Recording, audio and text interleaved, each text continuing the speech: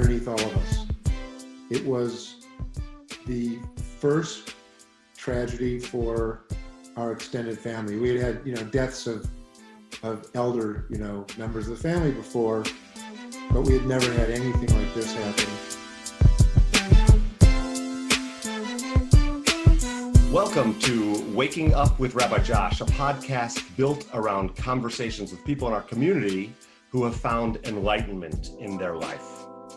While these events may not seem life-changing, the conversation will reveal how these moments shaped the way my guests see the world. The informal conversation and insights from Jewish tradition may change your life as well. And if not, it's just 18 minutes with me. So, l'chaim, to life.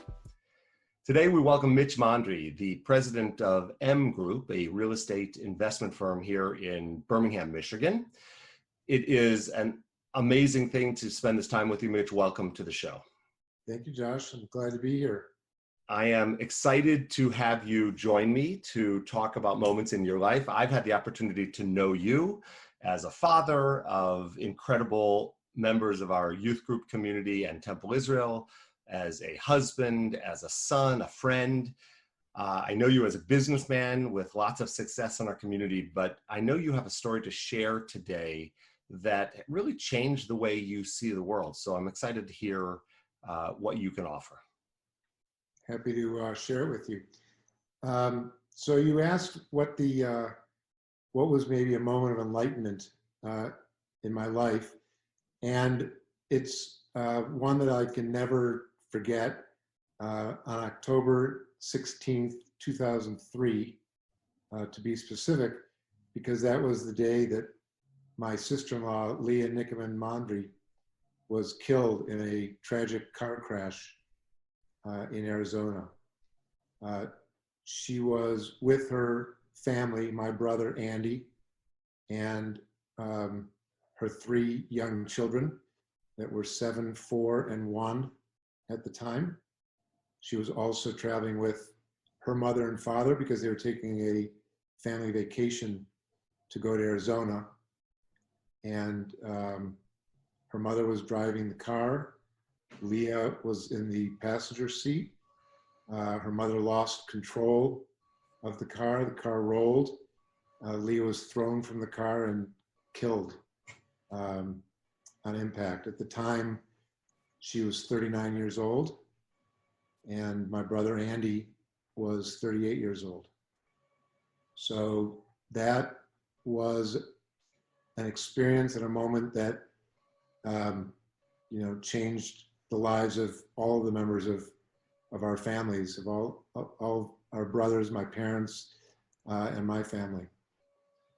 First of all, let me just say I'm sorry, although I've known the story for many years, hearing it again today reminds me just how tragically sad moments like this are for you and your family and for others who've experienced that. We all deal with death and dying often in lives, and we see death around us, but this must have been even more challenging for you because of how sudden it was and how big a tragedy this was. What did that feel like to you?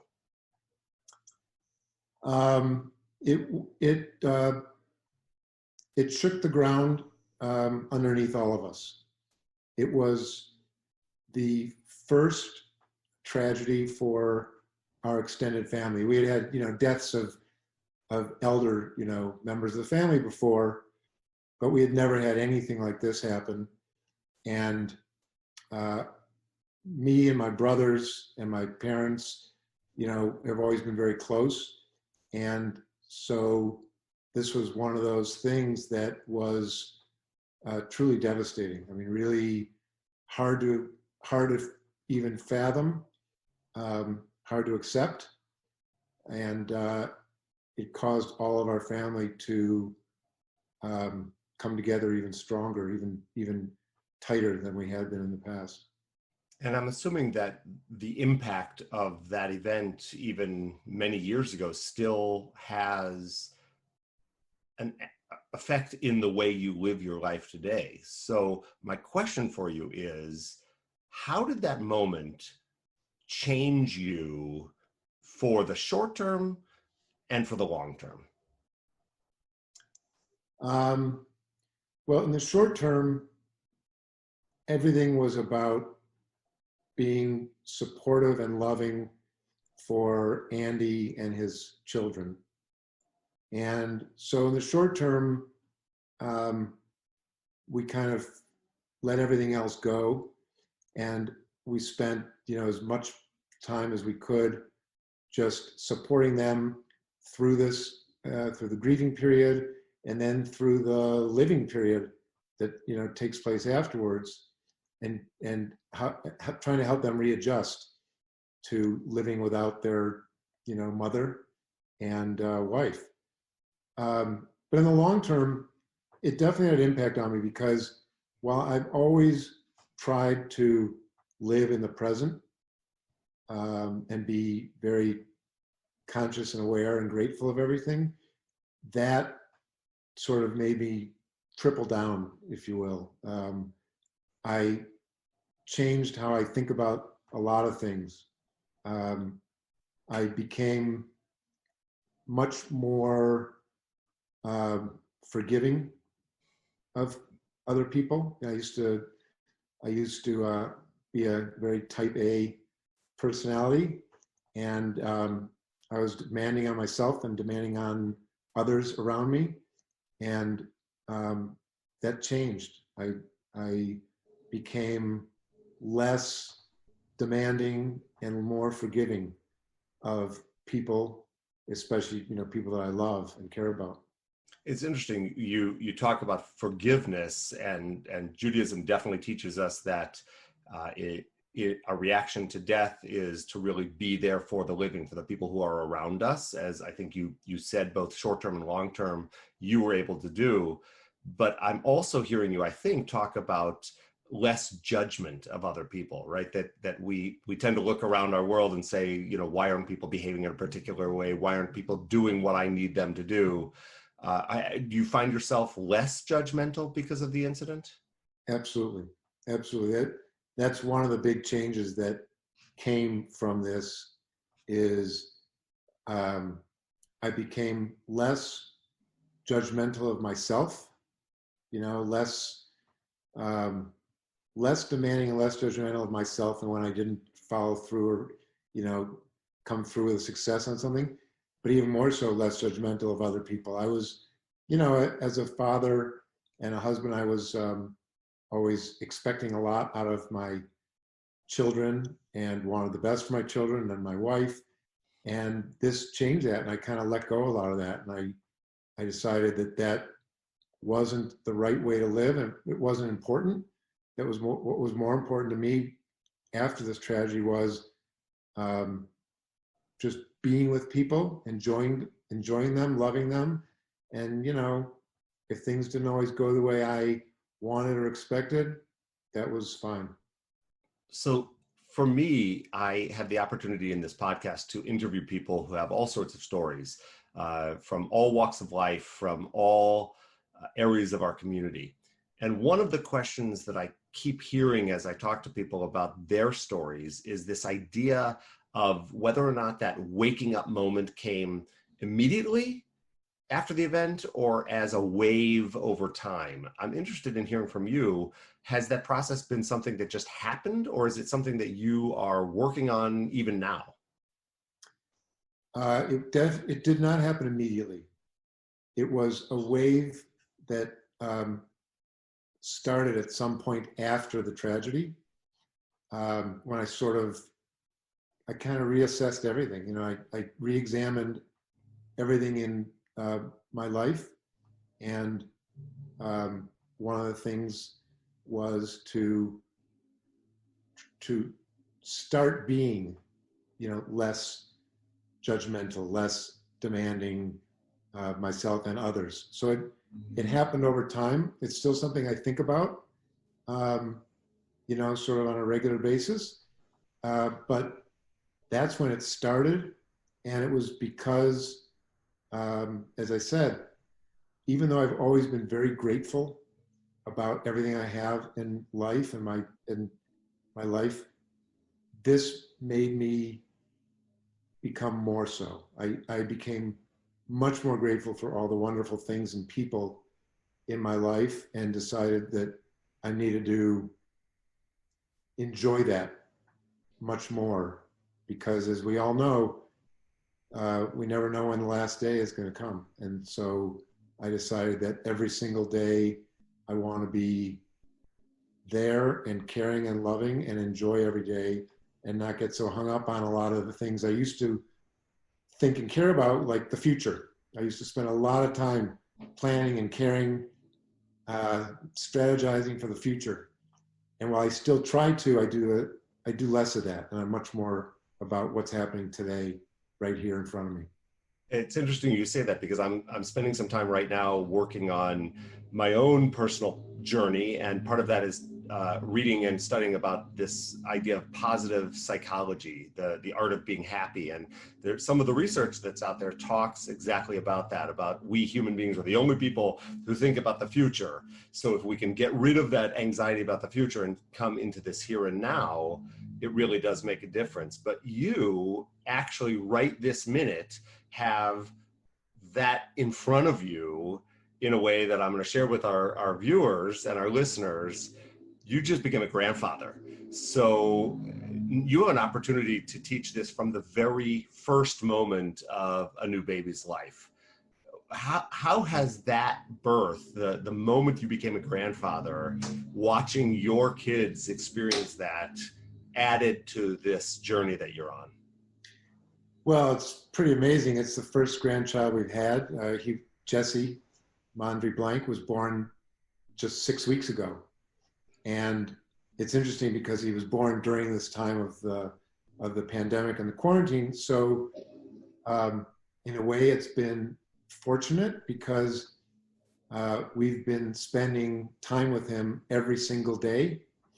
And it's been incredibly fun and loving to watch our daughter and our son-in-law, Adam, become parents. You know, they're learning from scratch how to become parents, and we get to be a part of that and watch it and just enjoy it. So it's literally enjoying every single minute that we're with him.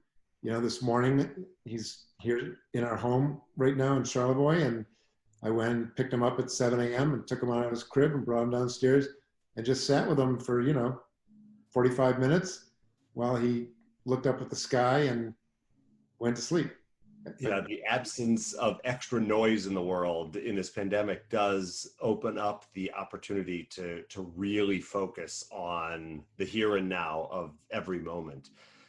So I'm interested, as you talked about being a grandparent and watching your child become a grandfather, or you're watching your child become a parent, which is better, being a grandpa or being a dad? Well, the cliche is that it's better being a grandparent, and that's the only reason that we had children in the first place, right? Right. I don't know if that's true.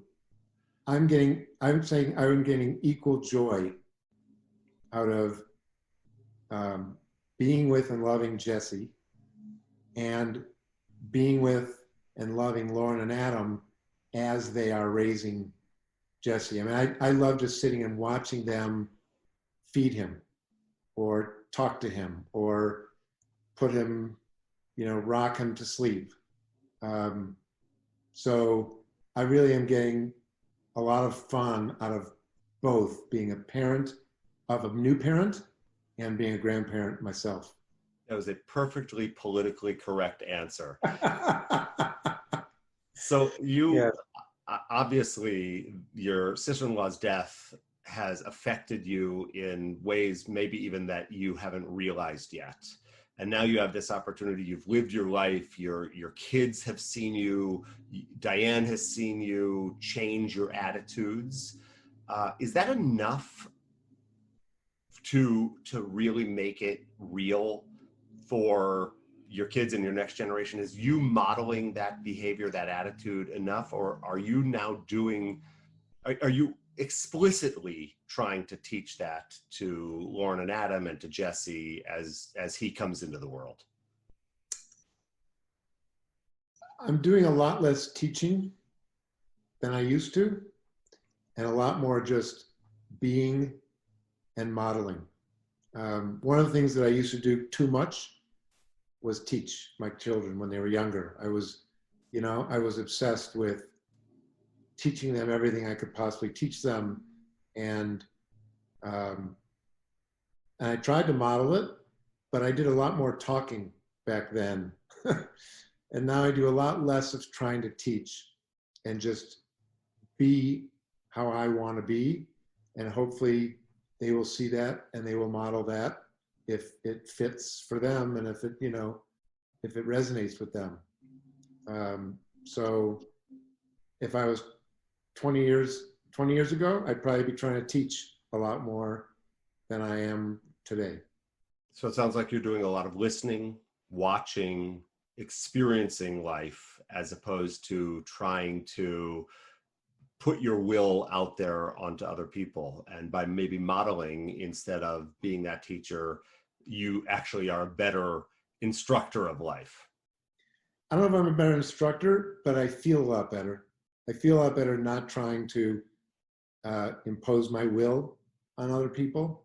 I feel a lot better not judging people. A lot of the things that I used to pay attention to and care about and try and make right, I don't even care anymore. I just let them happen as they happen. I let disappointments, sort of roll off my back. Whereas before I would focus on the disappointment and try and fix it, or try and change it for the future. I do a lot less of that now. And because of it, I'm probably a lot easier to be around. My wife and kids probably wouldn't necessarily agree with that, but I think I'm a lot easier to be around now than I was, 20 years ago. Yeah, I really appreciate you saying that, because I think that as we evolve through these waking up moments, we really do become different kinds of people. And quite frankly, I think we are the people we need to be in the moment. And this sounds like, to me, this is the person you want to be now and need to be for the sake of the next generation. Right. That's how I feel. I feel like this is just a better way to live, a better way to be as a father, as a husband, as a friend, as an employer, all of it. I try and have that in all areas of my life now. And it just, like I said, it feels right. It feels good.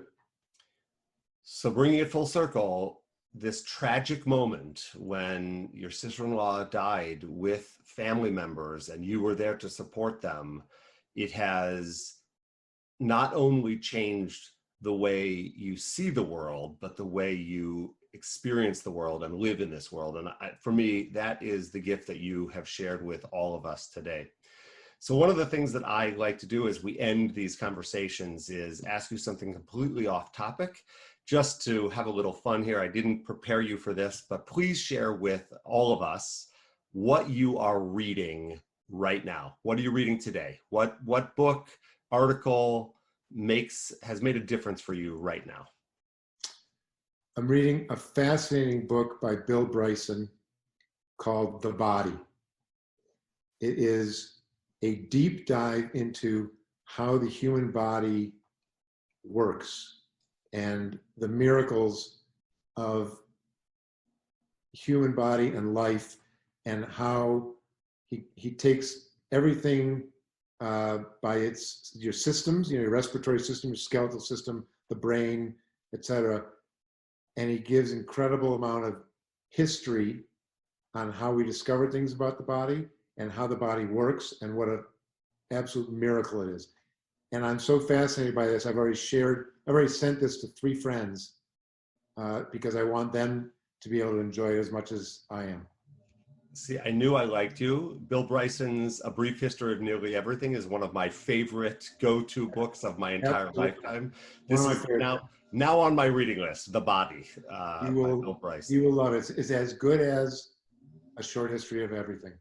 Well, I am so grateful for you today as my friend, as my teacher, as an important person in my life. So thank you. Thank you for being willing to share your story, the story about your family, and maybe a little insight that will wake all of us up to life.